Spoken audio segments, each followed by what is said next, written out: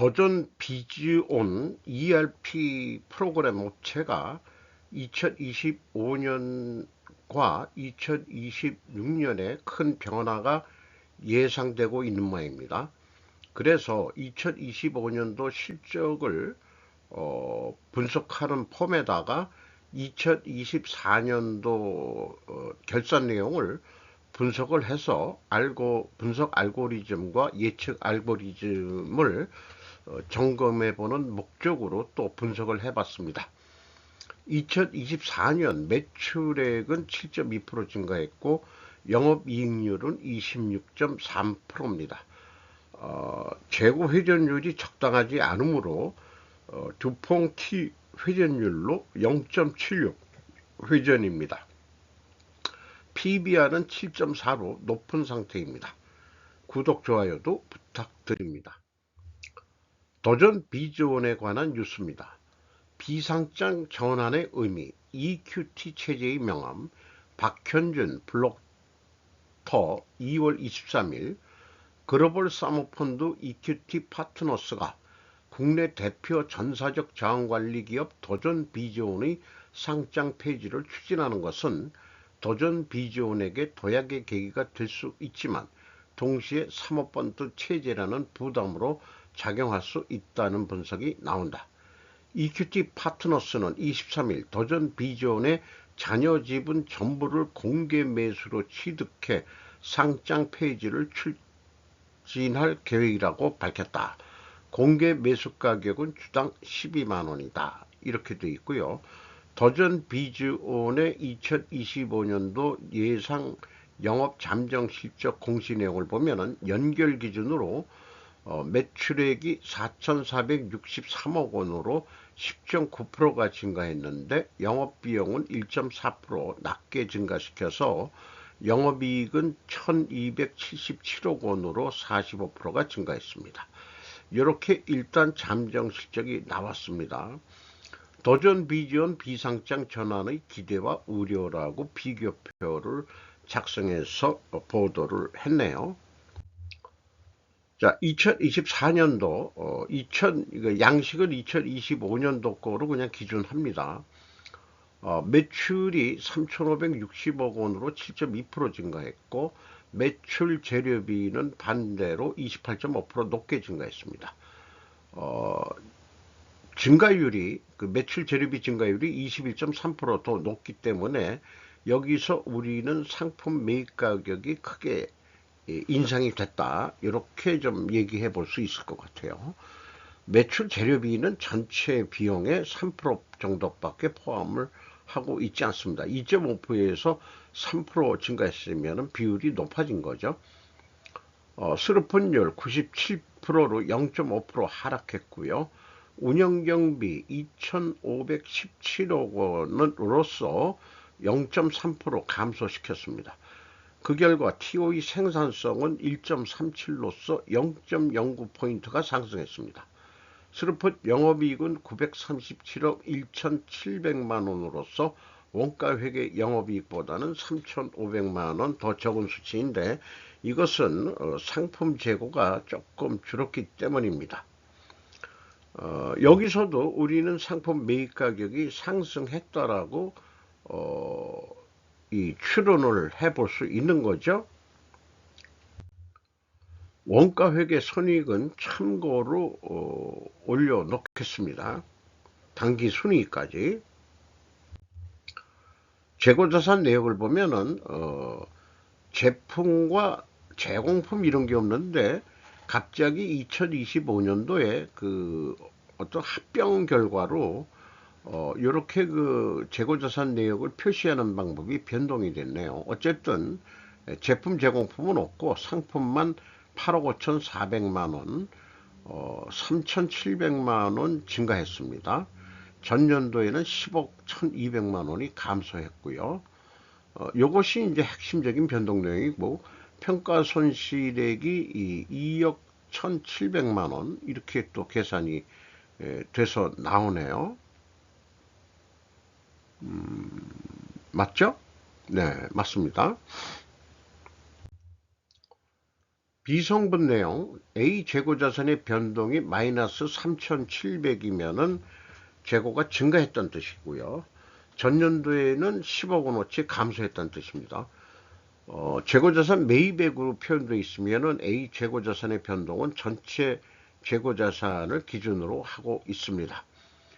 AB를 더한 MC 매출원가 재료비는 104억 7,400만원으로 14.5% 증가했습니다. 운영경비는 0.3% 줄였습니다.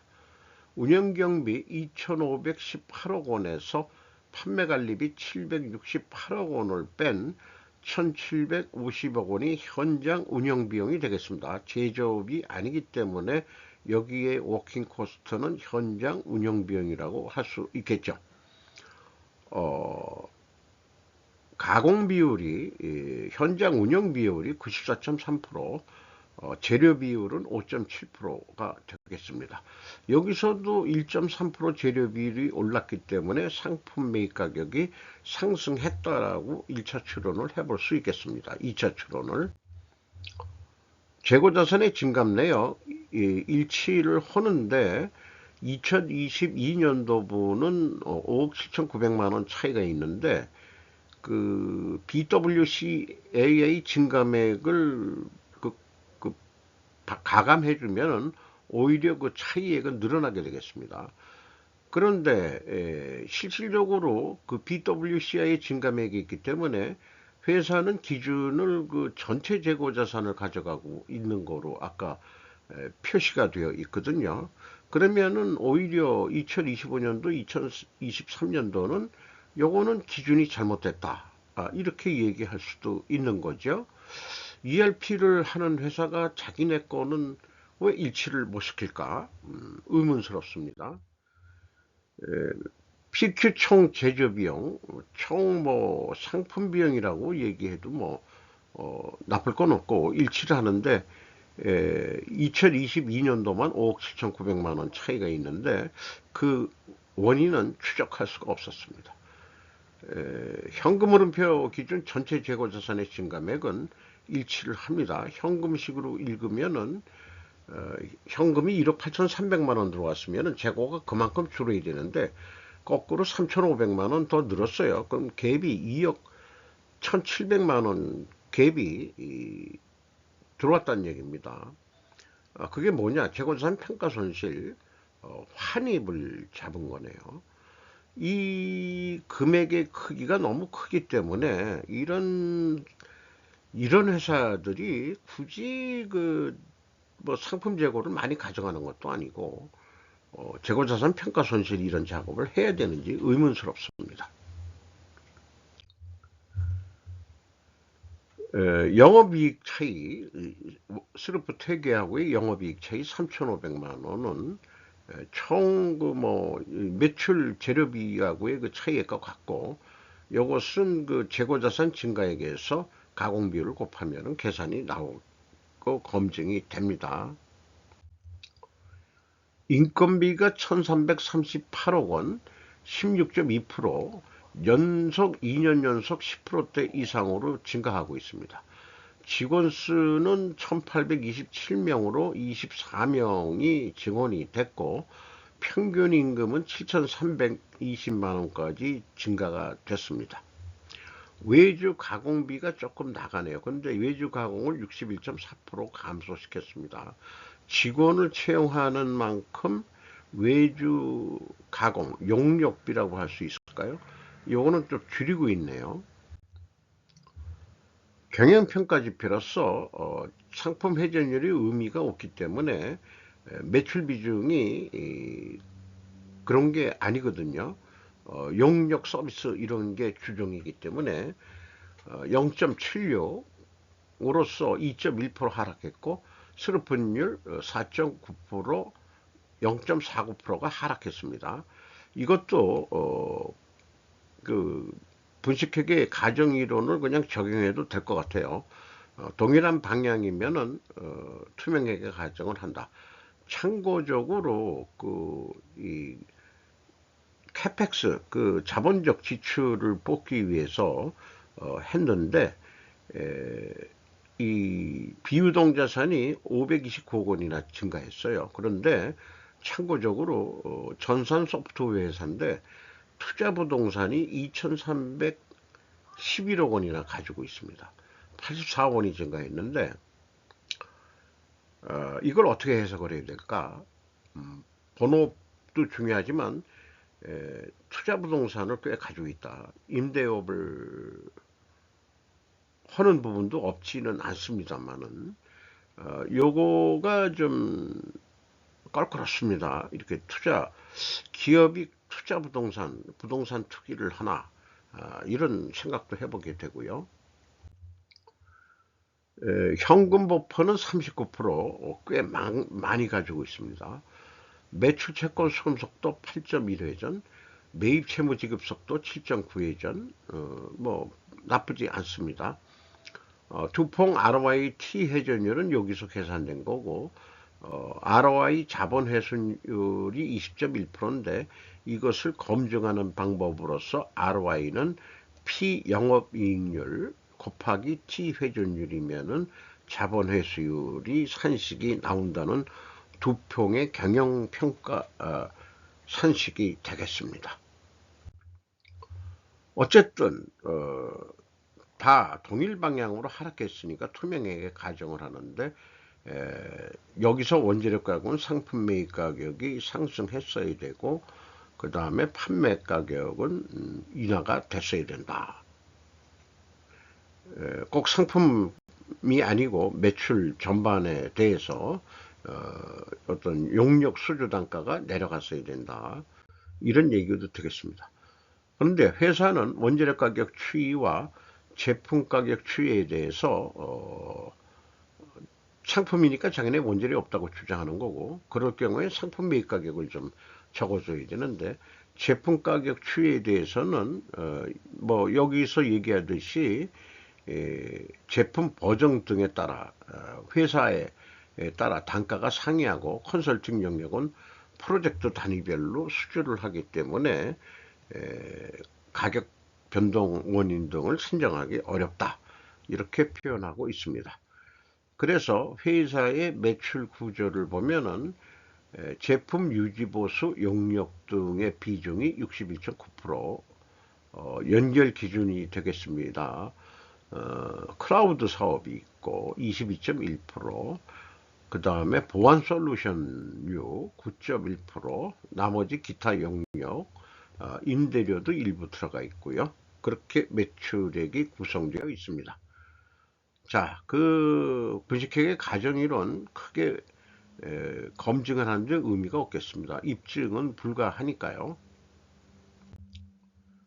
현금 재무지표로서 1번 EAT 세후현금 순이익이 얼마냐?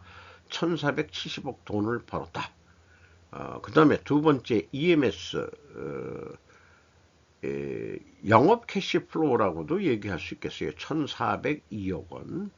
그 다음에 최종 파이널 언드머니가 얼마냐? 723억 돈을 벌었다. 이렇게 볼 수 있겠습니다.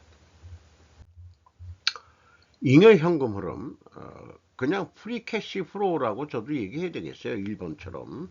이게 잉여라고 번역하기는 좀 그렇습니다. 채권자한테서 55억 5,600만 원도 추가로 차입을 해가지고 이자 부채 레버리지율은 38.2%가 됐습니다. 주주 잉여 현금으로 178억 원이 돈이 나갔는데 자기 자식 취득이 있고 사업 결합으로 인한 변동이 있습니다.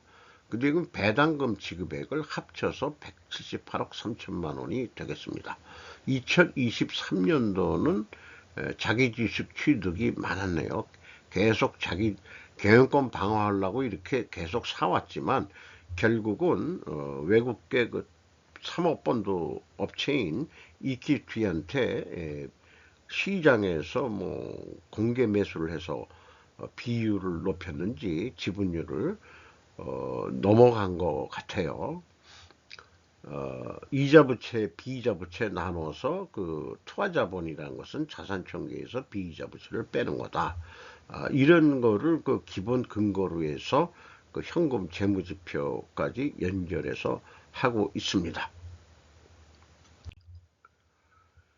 어, 실적을 가지고 2025년도 그 실적을 예측을 해보도록 하죠. 운영 경비가 0.3% 줄였는데 거꾸로 3% 증가한다 라고 가정을 하고 영업이익도 5%더 좀 증가시킨다. 그거를 그 스르픈율로 나누면은 3,686억 원 정도 할 것 같다. 매출 재료비율 기준에서 재료비율로 나눠도 유사 똑같은 금액으로 할 수 있다. 그래서 이거를 뭐 용역 그 판매 단가 하루에 일당이라고 공수 일공수에 36만 8천 원을 이 더전 비전이 아마 그 ERP 프로그램 팔아가지고 그 회사의 그 직원으로 상주 영역을 나가는 사람도 많을 거예요. 그러면은 회사가 남는 거는 97,700원 남는다. 나머지는 뭐 인건비로 주겠죠. 공수해서 그 사람 인건비로 그렇게 되겠습니다. 운영경비 빼고 회사 운영하려니까. 자, 이렇게 되면은 그 연간 T 회전율이 0.76인데 0.82까지 좀 올려보자. 7.5%. 그러면은 용역 일당을 39만 6천 거의 40만 원 돈 받으면은 영업이익은 11만 1,500원이 남는다. 이렇게 비유를 해볼 수 있겠습니다. 원가 회계로는 재고 증감 뭐 감안해 가지고 재고가 감소했을 때는 매출 원가가 증가해 버립니다. 약간 더 뭐 재고 비율이 크게 없기 때문에 그래서 이제 이 재고가 감소했을 때는 그 좀 비싸게 받아야 되고 재고가 증가했을 때는 좀 싸게 받아도 목표 이익은 나온다. 뭐 큰 차이는 없습니다만은 그래서 그 이것도 용역 일당으로 그 공수를 비교해야 되면은 2025년도 거를 인당 그 일공수에 37만 1,000원을 좀 받기로 했는데 뭔 얘기냐? 자기네들이 계산했을 때는 슬프 관점에서 36만 8천원에도 당신들 돈 충분히 번다. 이렇게 해서 이렇게 되면은 영업이익 그래도 10만 원 남는 거로 이렇게 산출이 됩니다. 깎였어도. 그래서 이 3.9%도 매출을 더 좀 단가를 인상해 보는 방향으로 가자. 그러면은 뭐 조금 더 영업이익이 늘어나는 거로. 근데 이제 재고가 그만큼 또 줄 거예요. 그러면은 매출 원가가 또 올라가 버리거든요. 요 정도. 그렇게 해서 이제 예상을 해볼 수 있겠습니다. 어, 예측 결과를 그 원가 회계하고 슬프 관점에서 보면은 36만 8천 원에 팔았을 때 스루폿은 97,775원 남는다고 되어 있고 원가 회계는 10만 원 돈이 넘는 거로 이렇게 되어 있습니다. 그래서 스루폿 쪽은 그 T 회전율을 좀 올려가지고 그 5.3% 운영 경비가 증가해도 한 11만 1,500원 남는 거로 비유가 되면은 코스트 쪽에서는 매출을 조금 더 늘리고 한다고 하더라도 그 좀 적게 나온다. 이렇게 예상이 되네요. 주가는 11만 8,500원으로 무려 6만 200원 인상됐습니다. 그 액면가는 500원짜리고요. 그리고 PBR은 7.4가 되겠습니다. 2024년 말 주주 내역인데 2025년도 거는 뒷면에 별도로 좀 다시 3분기 현재 그게 공시가 됐는지 안 됐는지 모르겠지만 EQT가 나오는지 확인을 좀 해보도록 하죠. 외국인이 2024년 말 기준에서는 12.66% 지분을 가지고 있었습니다.